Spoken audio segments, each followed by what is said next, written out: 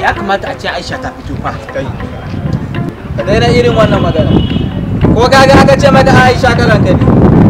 Ne ma dauka ma kan cewa ma kai ka kawo mata kaya ne tunda dai na san tana yawan zuwa ta sai jaka.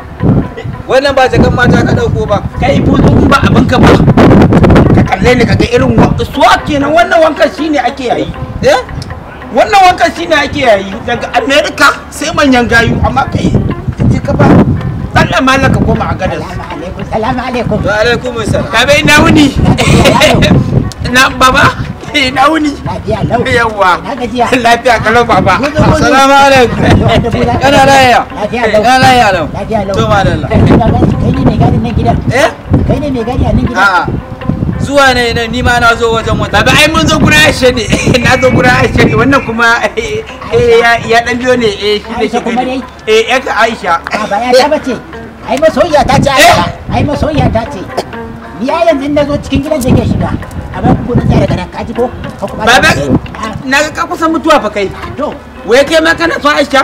Kai da sabon ku. Sai haka da amfani. Dan amalan ka koma.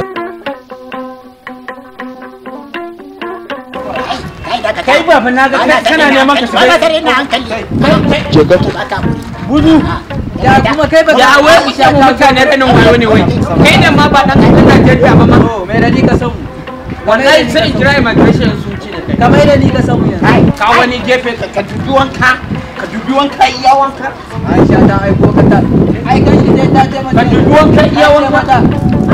Wai ina ma Aisha ne. Ina Aisha ne wai.